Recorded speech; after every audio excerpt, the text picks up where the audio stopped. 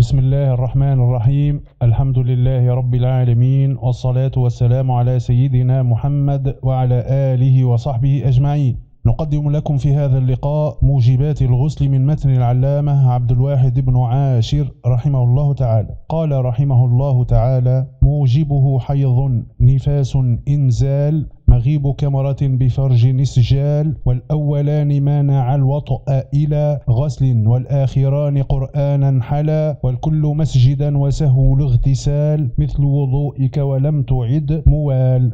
أخبر رحمه الله تعالى أن موجبات الغسل 4: الأول والثاني انقطاع دم الحيض والنفاس، فقوله حيض نفاس أي انقطاعهما. الثالث الإنزال، وهو خروج المني المقارن للذة المعتادة، فإن خرج المني بغير لذة أصلا كمن ضرب أو لدغته عقرب فأمنى، أو خرج المني للذة لكنها غير معتادة كمن حك لجرب أو ركب دابة فأمنى، فلا غسل عليه بل يتوضأ فقط. فإن خرج بلذة معتادة لكن بعد ذهابها جملة فالمشهور وجوب الغسل.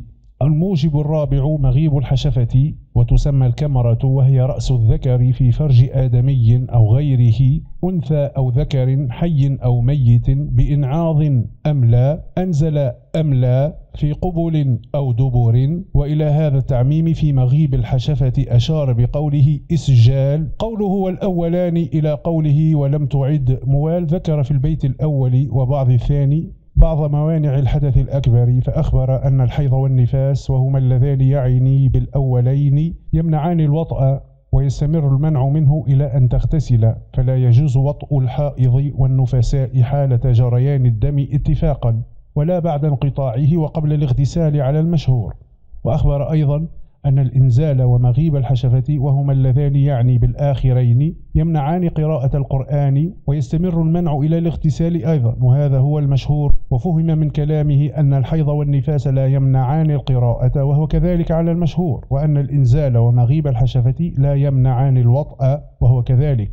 ثم أخبر أن الكل من الحيض والنفاس والإنزال ومغيب الحشفة يمنع من دخول المسجد، والحاصل أن دخول المسجد ممتنع للكل، والوطء يمنعه الحيض والنفاس دون الجنابة، وقراءة القرآن تمنعها الجنابة دون الحيض والنفاس. وقوله وسهو الاغتسال إلى آخره يريد أن حكم السهو في الغسل كالسهو في الوضوء، إلا في صورة واحدة، وهي أن يكون قد ترك لمعة من غسله ثم تذكرها بالقرب، فإنه يغسلها ولا يعيد ما بعدها، وهو المعبر عنه بالموال، كما نبه عليه بقوله ولم تعد موال.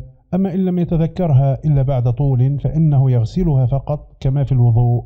وإن لم يتذكر حتى صلى فعل المنسي وأعاد الصلاة. هذا والله أعلم وأحكم، وصلى الله وسلم وبارك على سيدنا محمد وعلى آله وصحبه أجمعين، والسلام عليكم ورحمة الله تعالى وبركاته.